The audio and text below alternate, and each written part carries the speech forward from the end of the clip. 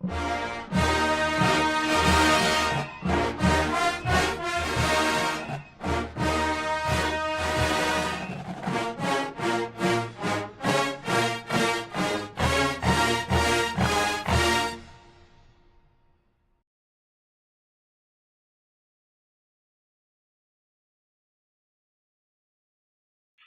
just like that, we back.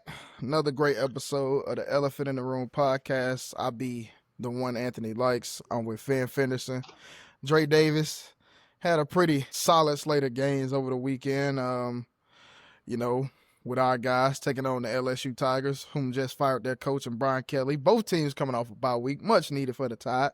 I guess you could say also for LSU with the turmoil. Also had Penn State, Indiana in a thriller. BYU versus Texas Tech, $25 million rosters prevail. And that pretty much sums up some of the marquee matchups over the weekend as far as our assessment. Texas A&M's winning Columbia, Missouri, dominated them. But as we always do, we're going to start off with the home team. We're going to hit it with you, Finn. What did you see last night in this Alabama-LSU matchup? Defensively, they did good the whole game, holding LSU to only 3 field goals. I think LSU got into inside the 20. I just want to say numerous of times, and they couldn't punch it in. So defense did an excellent job. Pierre had a great night. Well, that whole front seven had a great night. As well as the secondary and shutting down number 14. I think there's 6'7" guy. That tight Yeah. end. Shutting him down and not letting him be a factor in the game. But yeah, defensively they did well. Offensively, I think offensively they were looking ahead. Starting with Ty throws he would usually make. He was either overthrowing them or throwing them a little too hard. This, that, and the third jam. He might be still hurt or something. Not sure about that. But the receivers and tight ends, they even though Ty was a little off at times, when the ball was thrown to them, they made the play. But I think having that bye week and then I think they were looking ahead to Oklahoma, as well as assuming that LSU don't have a coach right now. They might just lay down and we just go ahead and blow them out. But if we all know LSU gonna come to play every time, especially on the defensive side of the ball. As far as with that win, Bama got lucky because if LSU had any type of offense, that would have been a loss. So as an Alabama fan, yeah, it was good to get the victory, but in reality, if they had an offense, Bama easily lose that game, especially with the offense struggling. I hear you. Take off. I'm going to close out. I mean, I really was just focused on the defense all yesterday, really. I don't care what anybody else doing. And LSU has been bad offensively all year long. So that wasn't going to change yesterday. It was just up to us to play the defense that we've been playing all season long, really for 2 seasons now. That type of defense that we had last night is what continues to be the effort that we see from us week in and week out. A wise defensive coordinator once said a couple years back to me and a couple of my other teammates that if you could score 21 points in a game, then I win. And that's another fact that was proved again last night. That's again why I say I'm not worried about what anybody else's offense can or will do, because we just faced one of the best offenses in the conference a couple weeks ago. That didn't matter because we were able to score more than 21 points on them. I think the defense is the central focal point of this team. I think the quarterback takes the reins and he makes it a different level of a team. But I think without a great defense, it wouldn't matter either way it goes. Adversity is going to hit differently every single time, every single game. Last night, the adversity fell on Ty, and it was just on missed timing, and I think in a game like that, the later we get into the season, early November game in a night game against a team with nothing to lose, you're gonna have some wrinkles and some ruffles. I think the throws that Ty did make, like Finn said, The receivers made plays on them. We had a really nice catch there at the end of the half by Ryan to get us a score, which a couple weeks ago we were talking about struggles. So I guess I say that to say, like, I'm really focusing and highlighting the highlights of last night's game and looking at some of the good things that we've done over the last couple weeks. We've been scrapping and fighting for a lot of these wins. So for us to have a win that, again, I talk about a win that you're comfortable in, going back kind of like to the Vanderbilt win, more so to like a Wisconsin win. It's been a while since we had a win that we were comfortable throughout the process of the game, and we were like, okay, we're going to win the game. It's just a matter of us fighting against the clock. Yeah, sure enough. I mean, if you replace Mettenberger, Jesus Christ. You replaced Nussmeier with Jaden Daniels, Joe Burrow, any of those high profile. We saw those types of teams. Those are the type of efforts that it takes for LSU to overcome Alabama. We haven't seen that in a while, and I don't think Nussmeier was the answer to that last night. I'm not even going to give them credit for being a great team. I think they are a pretty decent team that plays hard in the SEC, but I think once again, the fourth best team in the country, which could easily be one of the top 3 teams if we were unbeaten right now. The fourth best team continues to show why they're the fourth best team in the nation. They keep finding ways to win, and that's what's important now. That's what's going to be important next week. That's what's going to be important over the next 3 weeks. It's just finding a different way to win, because outside of one other game on schedule, we're not guaranteed another win. We still have to go out there and fight to get those wins. And I think in both of those marquee SEC games, it'll be really big for us to see how we come out of those games with a win. And then it's even crazier because, and I'm not trying to move too far ahead, but beating Oklahoma doesn't punch our ticket to the SEC championship, as crazy as that may sound. So we'll have to continue to stay focused, and that's what I'm looking forward to most from the team. Yes, sir. I'm going to say this to Finn's point when he said the looking ahead part. I'm going to go ahead and go out and disagree on that, because we're in November. I said it last night. At this point, offensively, we are what we are. As far as the offense, like I don't think it's a looking ahead. I think I think what you meant by looking ahead, I'm assuming you were talking about some of these plays, these mistakes that were happening, a few drops here and there, Todd missing on throws. But we rarely get the deep shots anyway. It's kind of like Bryce Young when he first took over. The timer was off with the deep ball, then they got better. But a lot of these defenses throughout the course of the season, they're not lining up how they played Hurts and how they played Miro when they just got one safety deep, stacking up the box, stop the run game. They were actually playing Ty Simpson 2 safeties high majority of the time. And last night, we got a different look. LSU was like, okay, we're going to see if this guy can get us over the top. And he did a couple times. I want to say, yeah, he got one to Cuevas. He hit him right on the sideline. Then he got that one to Brooks.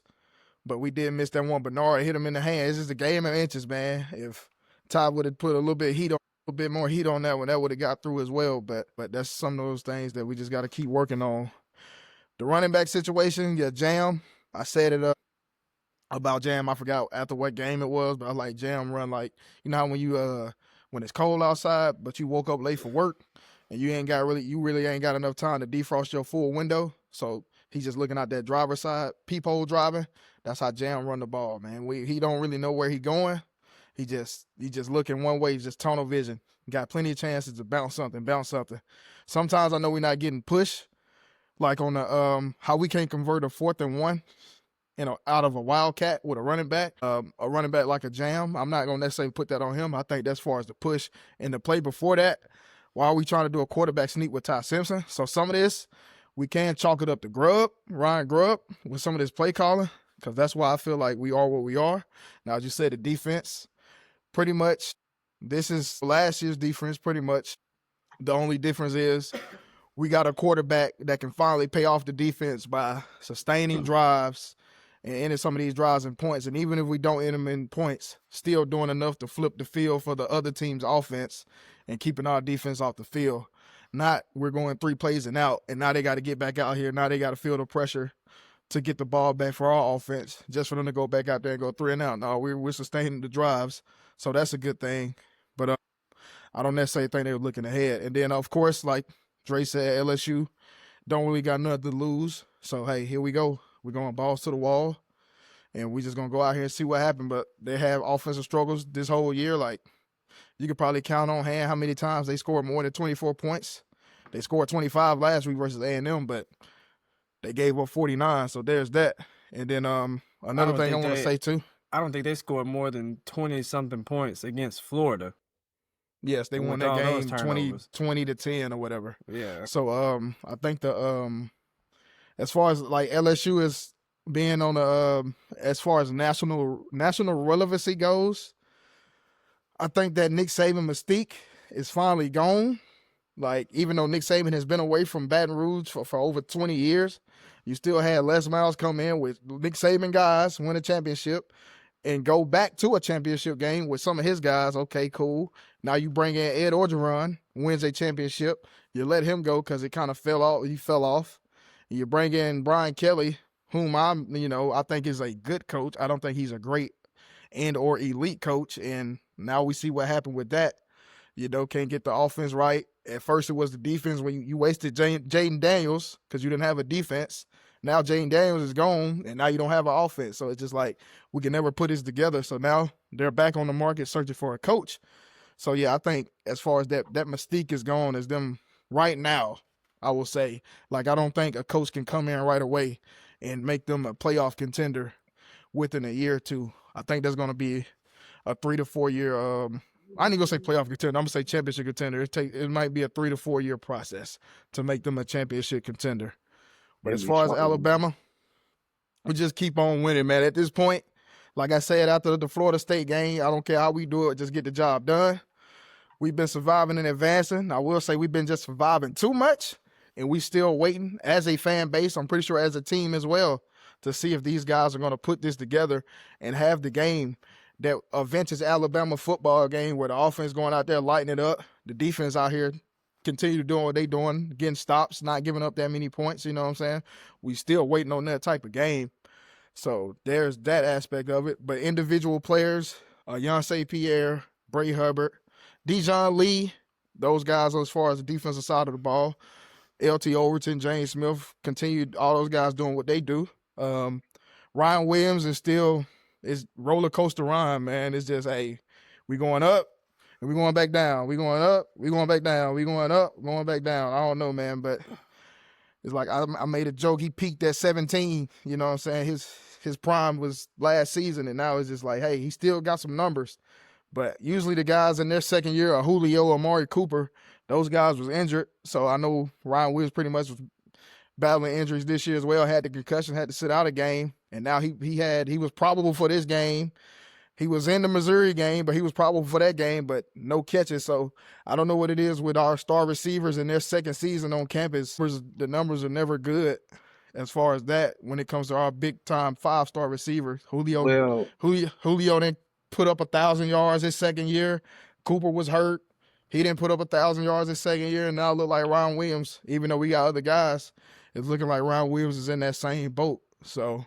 Well, with him last year, the only thing he was doing was go ball. So now that you have an OC who's pretty much going to spread it across the field, and you actually have a receiving core where you have 4 guys, you can just toss it to them and they make a play. Of course, his number's going to drop because now you got to share the wealth. Whereas last year, it was just him and Bernard, and of course you had Miro who can only throw it deep, and you only send it Ryan on the go ball. So yeah, he got his struggles, but offensively they spreading the wealth, and so yeah, that's another reason his numbers gonna drop. Yeah. So, but like I said, man, we just. As far as offense, I know a lot of fans, they want to see it get a little bit more creative. We do too, but sometimes we still just keep it basic. When it's time to get like that, okay, cool. But sometimes when it's just we just need to be plain Jane. We just need to be vanilla. That's when we need to do it. You know what I'm saying? But sometimes we throw out a little wrinkle. It works here and there, but majority of the time we just we get a big play. Let's not go out here and try to get cute. Just we get a big play like a deep pass.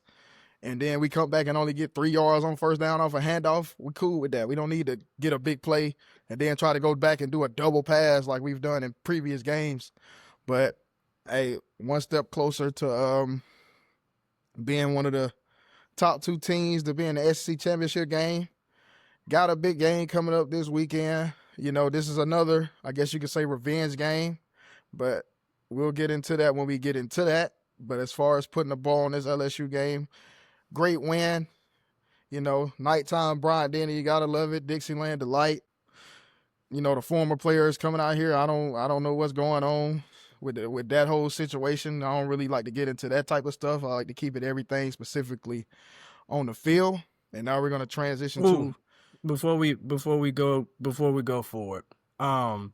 I do want to highlight this. I know we don't really talk about this a lot. I know we said we would dedicate a show to this later, but this weekend, not only did we have former players, but we hosted a lot of future potential players and commits already on roster to kind of help bolster some talent going forward. I know I talked about this offline. Unofficially, 2027's number 1 quarterback was in town last night. We had a bunch of basketball guys in town last night. Speaking of, like Finn said, sharing the sugar, spreading the wealth and the sugar are continuing to become plentiful in Alabama. And I have talked about this, and I'm hoping for the viewers' sake they really understand what we are trying to say now. But Ann and I have talked about this before.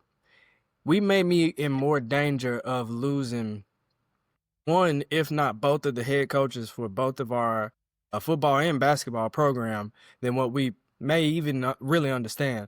The amount of talent that is being funneled into Alabama still. And for us not to have what I would say or deem as one of those old school, I built it, I'm going to stay, I'm not going to leave guys, and really Nate Oates or Kalen DeBoer, that we had what we had in town tonight or last night. Because if both of those guys do stay, what it could do for our future, we may really be talking about a year where, hey, could we be like Florida did, spotting up a national championship in both sports, especially considering we had a top 15 victory in basketball as well yesterday. But just wanted to say, as well, it doesn't get talked about enough, especially on this show, but recruiting is doing really, really well again on the Coach DeBoer now in his second season, first full season with everything the under real his Kelly DeBoer era, because last year was kind of, he was still one hand tied behind his back. One hand tied behind his back. We know why. Elephant in the room.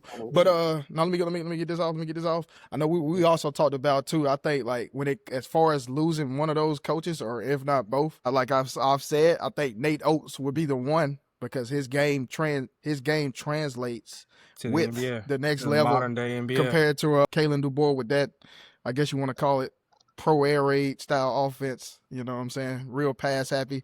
But Nate Oates, his system translates more with the NBA. So I wouldn't be surprised if he got an NBA coaching gig before Kalen DeBoer got an NFL coaching gig.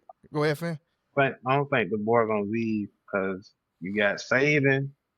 Even though now you get comfortable at Alabama, you still got Saban as a consultant. He can give you some advice. You already had the match. He gifted it to you. Only thing you gotta do is keep the maintenance. Now, the only where I see him going is to the NFL. But with how the NFL is now, would he still want to go, considering the fact that Ryan came back to college football? Now, he'll be a fool to go anywhere else in the world to coach another college football team when you Alabama. got the mansion. Saban and gave it to you, fully furnished, this, that, and the third. You just gotta pay the taxes on it, keep it updated. Yeah, you don't leave Alabama for no other. Yeah. Like, Alabama is one of the jobs to have. You know what I'm saying? And that's just any sport, any level of the sport. Alabama football is the job to have. Head coach of the Lakers, Knicks, Celtics, teams like that. Yankees, baseball manager for the Yankees. Like, you don't leave those positions to take another position unless you get fired. Like, you don't go from the Yankees to the Dodgers. That's just a lateral move. Can it happen? Yes, but realistically, I don't think. Game. Yeah, they were. Yeah, Dave Roberts. They college teammates. So yeah, they putting up stuff like that. County, like it's crazy. Yes. They putting up to Alabama. But and then like we talked about this during our, when we first started OG let me say this. We was like, a lot NIL is gonna hurt. Like I guess they say NIL is hurting the football team, but it's elevating the basketball team. But in a sense, you could say NIL is still helping the football team because like just imagine Saban retires and there's no such thing as NIL. You just got transfer portal still. It might be a Man, little. It might be a we little. be Even though empty Saban is roster. still in the building, even though Nick Saban is still in the building, That it roster would still be might be empty. hard to keep some. It still might be hard to keep some of these players because hey, look, come over here. Like, look what we got. You know. So you know what I'm saying. So that's something that we can Just, pay attention to. just imagine if Bama actually had an NIL, man. That would be unfair. Yeah, yeah. And speaking of money, we're gonna transition into a team that spent the most money. Texas Tech, as we called it, the $25 million roster, took on BYU, heavily favored. By the way, Alabama did cover -10.5, so I'm gonna throw that out. They did cover. But let's get back to Texas Tech. They were a big favorite. I was surprised. I know BYU's undefeated, top 10 in the country, number 7.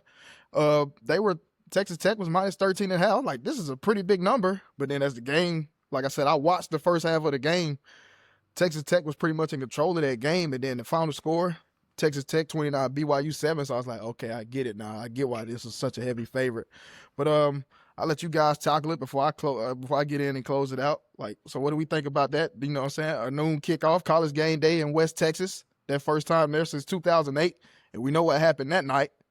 Shout out to OG Crabtree, one of my favorite college receivers. I just want to talk about how important of a win that is for Yeah. Texas Tech, given that they lost 2 or 3 weeks ago to Arizona State at home.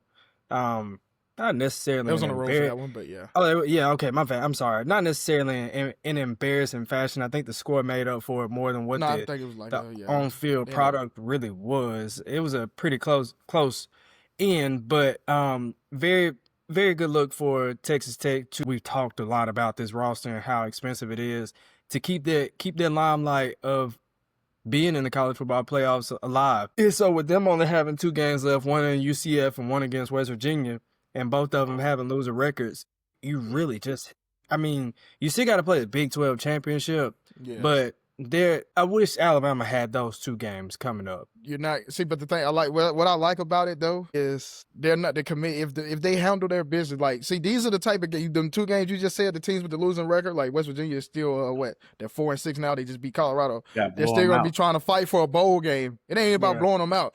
You got to keep up your focus.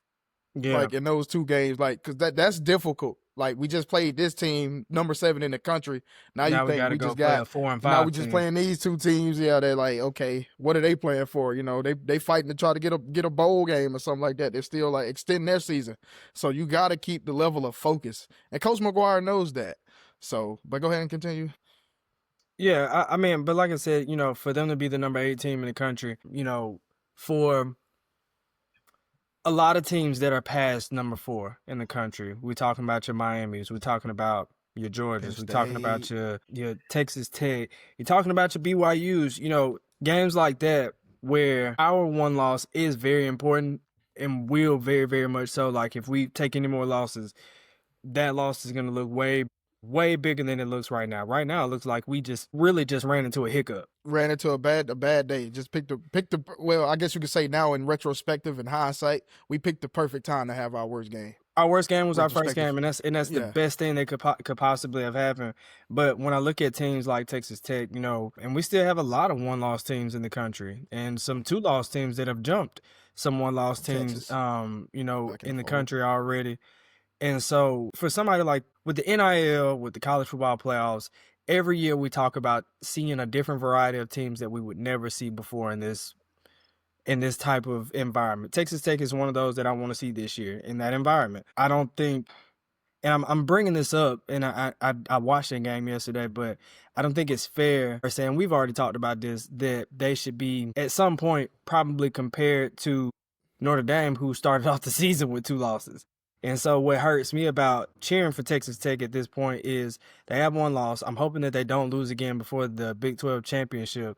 But if they lose the Big 12 championship, that 1 loss means more than the 2 losses that Notre Dame started the season with. And so, I don't want our loss at the beginning of the season to hurt us anymore. But Notre Dame started off especially that A&M loss. Notre Dame is the biggest A&M fans in the world right now. Yeah. So Hell, even Miami just keep winning. that's my take on the tech situation. Like I said, I'm just happy for them from the aspect of when you spend the money and you put in the work. Just like with any professional franchise, when you spend the money, you put in the work, you see results, and these are the You type got of your results return they on your want to see. investment. So a big critical top 25, really top 10 game, really good for the Lubbock boys. So that's all I got on They that. do that right there, and the guns up. Yeah, shout out to them, man. What you got for it, fan? Yeah, I ain't watched the game, but I seen highlights. Texas Tech, they just pretty much handled business. They was at home. ESPN was there, a lot of hype around it. And they just put on the show for everybody. Yes. So yeah, I think this is one of those. You know what I'm saying? I don't think this is like, when Arizona State got in, we kind of questioned it last year, like, and then they were so close to beating Texas. I think these teams will be able to come to play now. Like, we question it with the 12-team field, but especially last year, it being basically a pilot for what's to come after. But I think now as we see, they got rid of the automatic buys, which was a great thing with that.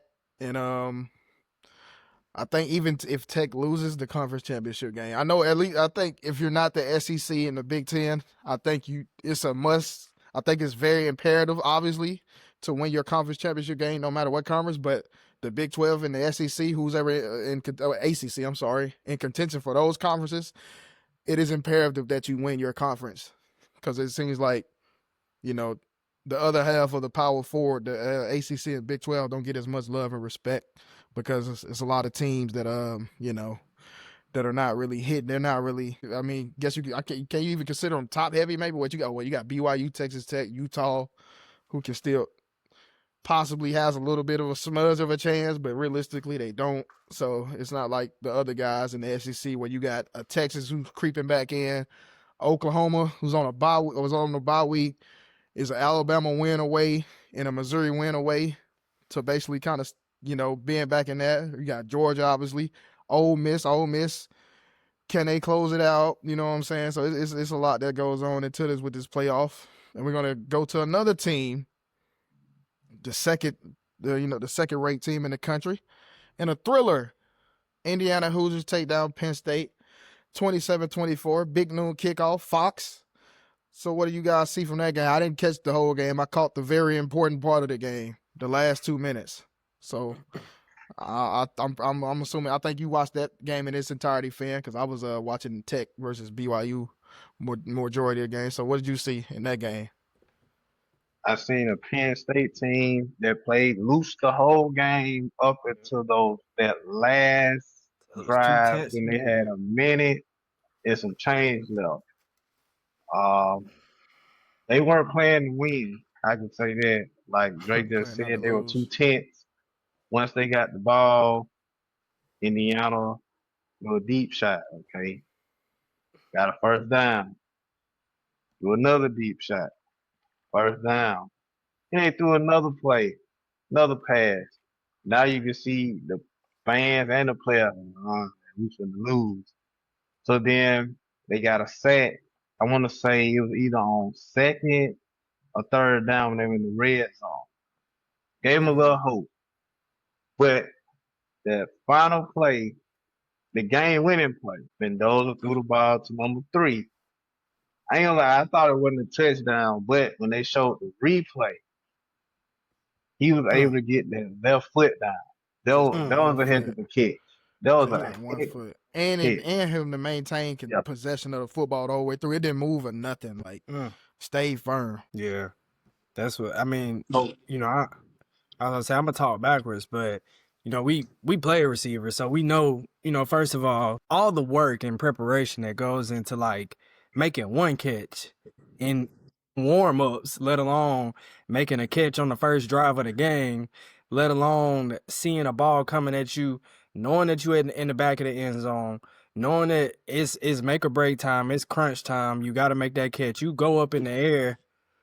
And I've seen Finn make catches like that. I've seen Ant make catches like that. I haven't seen myself do it, but I know I've made a catch where when I made the catch, I turned around and looked like, You giving Finn too much credit. nah, man, that man was the GOAT. That's my GOAT, at least in my eyes. But hey, don't let coaching hear you say that. But yeah.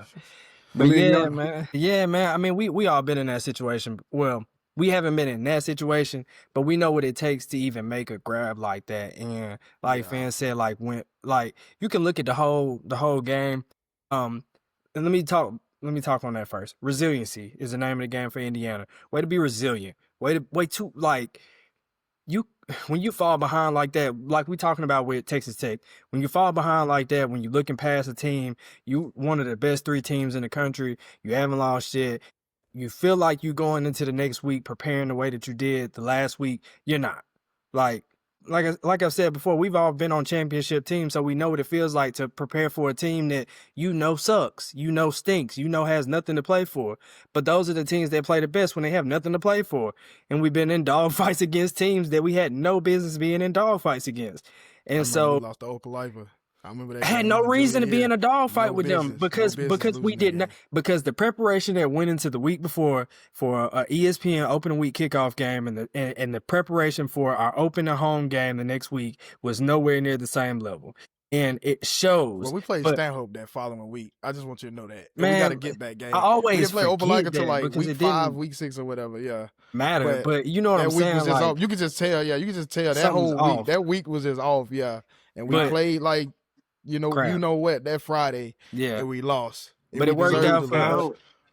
No, we didn't lose Stanhope. No, we beat the brakes on Stanhope that year. We talking about junior year. But we lost to Opelika. Like I said, that whole week was just we just came off a bye week and lost. Yeah, we just I think after we thrashed Wetumpka. I remember that. We had just beat Stanhope. We had just thrashed Wetumpka. Beat Lee. We beat Stanhope, Lee, Wetumpka. And then we had a y'all embarrassed Wetumpka. Never take 2 weeks to play a team. But going back to the catch overall, man, the way he contorted his body, the focus in his hands, staying in bounds while being pushed out, and then having the wherewithal to try to get the right foot down and realize, okay, I'm not about to get that right foot down, and they like switch feet midair and come down with that left, and then make the grab, go to the ground, survive the ground. Man, that's a great catch. That's a wide receiver round of applause right there for that. Catch of the year candidate. Yeah, definitely catch of the year. If nothing else, that's why I highlighted that game and wanted to speak on it, because I feel like that's maybe not player of the year, but definitely catch. My takeaway, and this is my only takeaway from that game, Indiana, you got to finish. You're up 20-7. There's no way. You have no business letting these guys, even though they are home, they playing for pride. It's still Penn State. You know what I'm saying? In front of that home crowd in that great stadium that they have. Don't blow that game. And as far as Penn State, if you got them down, keep them down. I was saying on that 4th down, like I said, you have nothing to play for.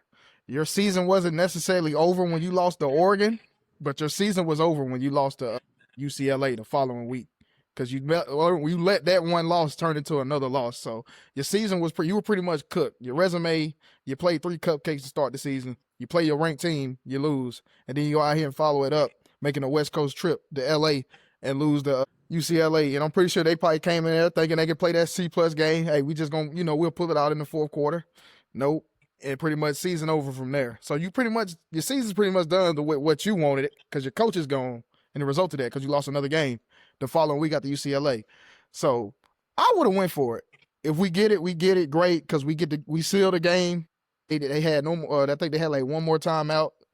We were coming out of 2-man warning. So if you go for it and convert, Indiana can't do anything. They can't stop the clock.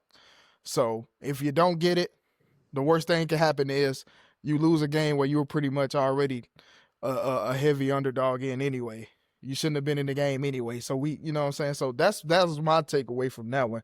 I feel like they should have just gone ahead and closed it out. It was a 4th and 7, though. I will say that. It takes a lot of guts to go for it on 4th and 7. But in a situation where you can play temporary spoiler to a team, you gotta take that chance. You gotta take that chance. So like, that's my only takeaway. Like, but hopefully they get it figured out going forward. But it's gonna be Ohio State and Indiana in the Big Ten championship. We know this. Yep. Shout out to the Oregon Ducks and Iowa as well. Iowa's a scrappy team. But Dan Lanning and his guys pulled that out. But like I said, we Is really it didn't have too many games to time get now on. to talk It's about 'em? basically the shout out time. Who we talking about? The mighty.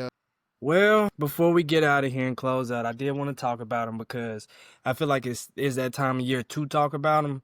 And considering that they are coming off a string of losses, they got a bye week coming up in a cupcake game, and then a heartbreaking loss last night for the Tigers, who just continue to tumble and fall and tumble and fall. Had an opportunity there, not only through regulation, but in overtime to take the lead. I did see the last couple sets of plays. Cam Coleman was a big highlighted target for them often all night long. They did make a quarterback change.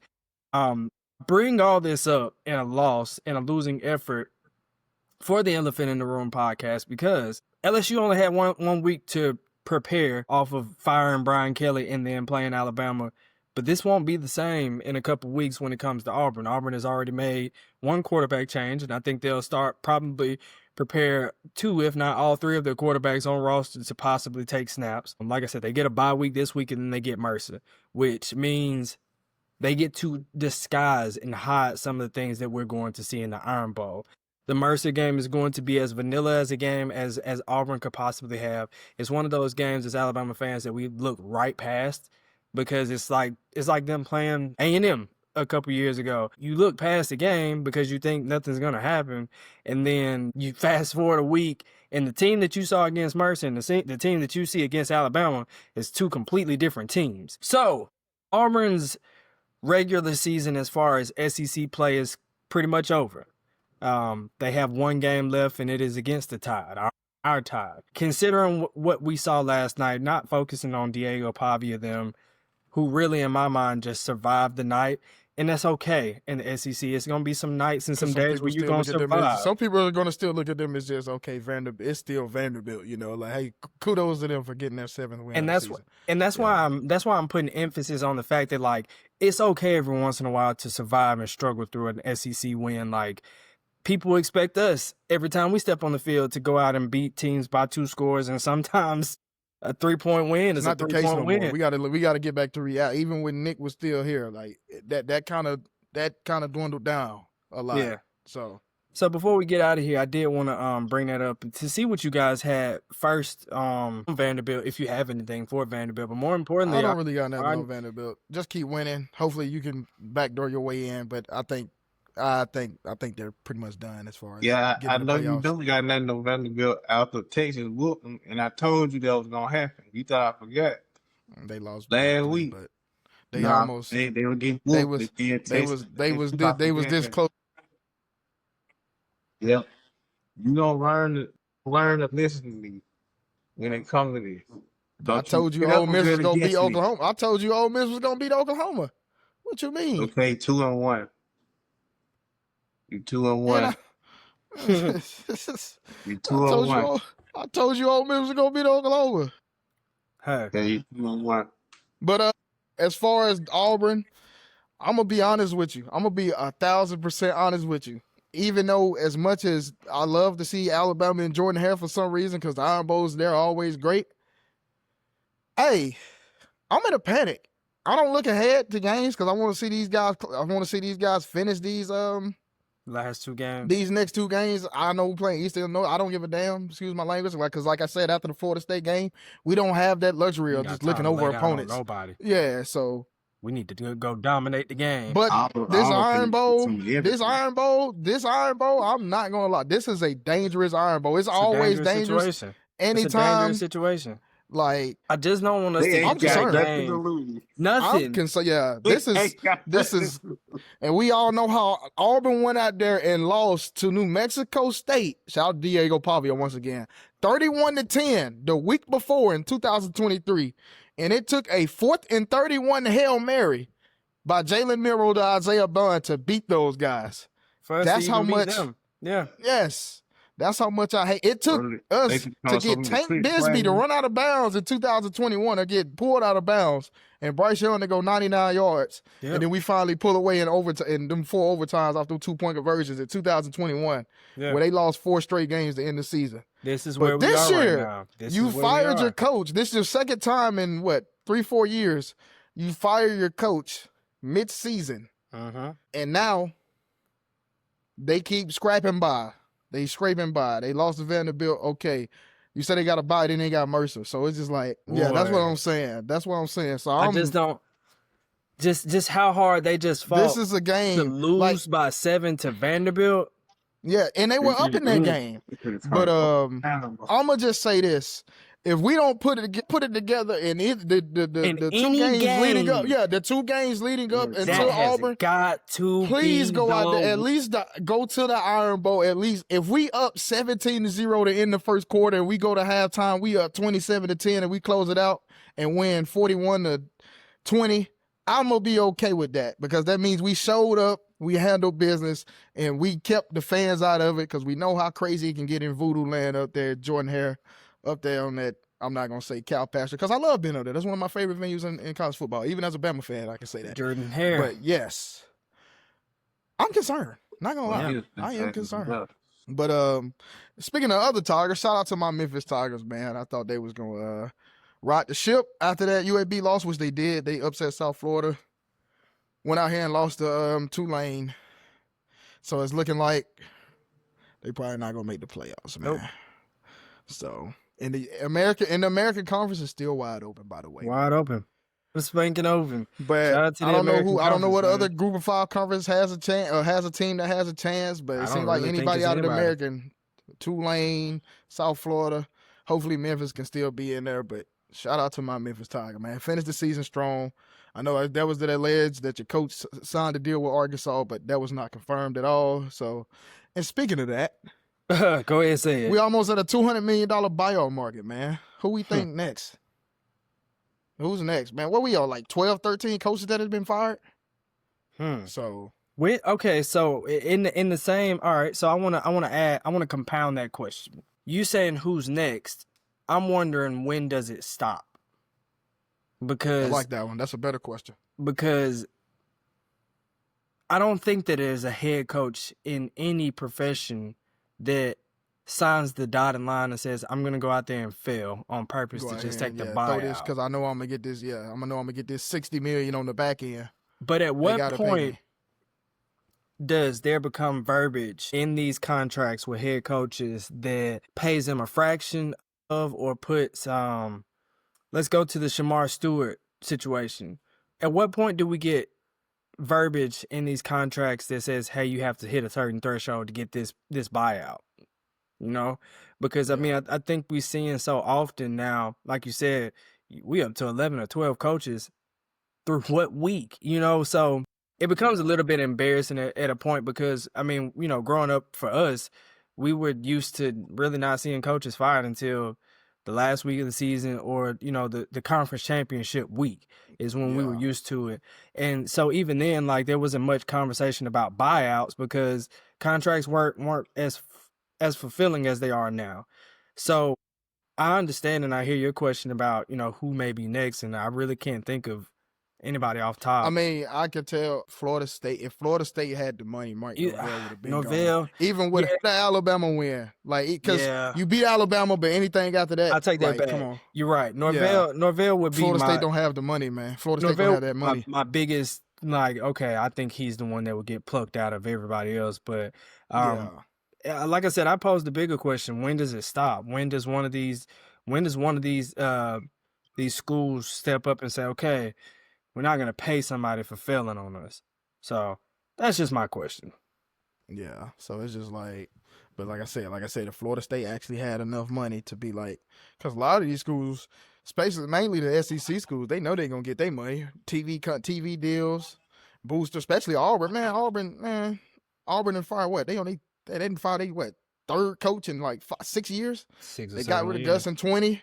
Yeah. Harsin got let go in 22, and now we on Hugh Freeze in 25. So so this is their third coach in 6 years. So it's just like Auburn got money, and they gonna have money. They gonna continue to have money. Shout out to Tim Cook too, because he went there. So you know they got Apple money, they got Yellowwood money.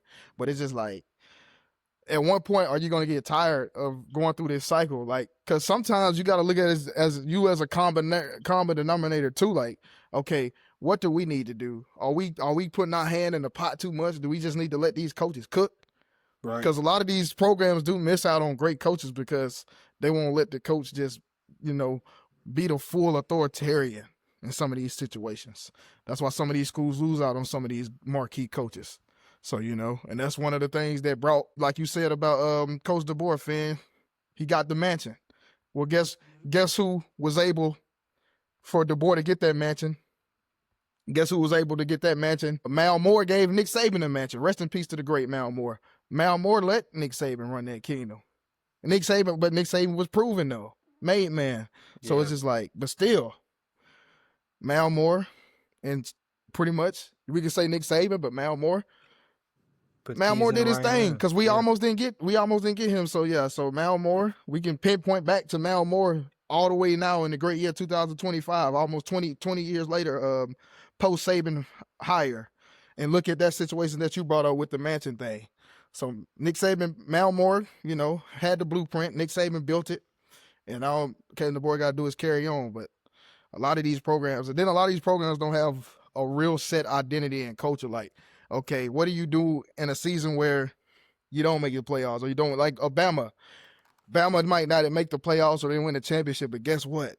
They still finished the season with double-digit wins, with the exception of last year, which agitated the hell out of me because we could have had a string of like 17 straight or whatever 10-win seasons. We didn't get that. We lost that. So what do you do when everything's not in your favor? We see Florida State, like I said, great for Florida State. They went 13-0 that one year.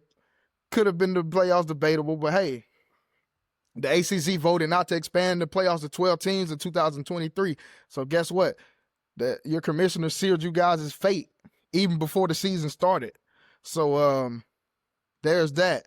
But you got players sitting out bowl games. Alabama didn't really have players sitting out no bowl games, and we didn't even make the playoffs. The 2 years Alabama missed the playoffs up until last year. Nobody sat out, with the exception of maybe like 2 players. Like Florida State had all those opt-outs because that's an entitled culture because they're not used to winning. Alabama's a team that's used to winning, so it's a different mindset. So a lot of these are then like, you build your foundation off portal players. So what you think you're going to get? These guys, you have nobody that's been there 3 or 4 years that you could be like, hey, this is our standard and this is the way we do things here. You get guys that got maybe 1 or 2 years left, and then if they got another year left and ain't going right here, they bouncing out. So that's the whole thing. So they got to look at that as well. And when they hiring these coaches, man, like what is our identity going to be? Like, of course, expectation, championship, but how can we consistently remain in the picture? Because a lot of these schools get big-headed. Oh, yeah, we made this hire. We putting all this money in. Of course, you want to see a return on your investment, but everything not going to go your way. Like, you're not going to get a playoff spot every year, but are you going to be okay with still going 10-3, 11-2, and playing in a random name for a bowl game, you know what I'm saying, even though it's not a college football playoff game of that magnitude? If you can consistently build a winner, are you going to be good with that? And then some programs, they just don't deserve to have nice things like, when Nebraska had a Bo Pelini. I mean, Bo Pelini had his own issues with, like, administration, but Nebraska was winning 8-9 games. And what have they done since? Sometimes that's what you get. Sometimes that's the best you're going to be, you know what I'm saying? You're not getting the Tom Osborne back out there in Lincoln.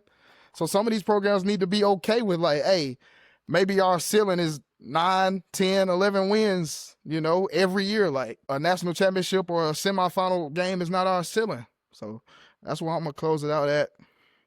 Thank y'all for tuning in. Got another big slate of games coming this week. Alabama will be taking on the Oklahoma Sooners. And like I said, another revenge game. And we seen what happened in that game last season. We went all the way to Norman, Oklahoma, and got one measly field goal in 4 hours of football. So there's that. So I am interested to see how Brent Venables is going to game plan for this offense compared to what he did last year, because all he had to do was sit there and put a spy on that quarterback, stack the box, stop the run. So that as well. And I know he'll probably say, but if you blitz Ty Simpson like that with these receivers, Brent Venables, he might get you. And we welcome that. So there's that. But if y'all got any closing things out before we officially wrap it up, I'll let y'all do it. Let y'all say what y'all want to say. No shout out to LSU. They did get the dub yesterday. I was riding by there. 2 more games. Hopefully Jackson State lose. So Jackson State lose, they go to the championship.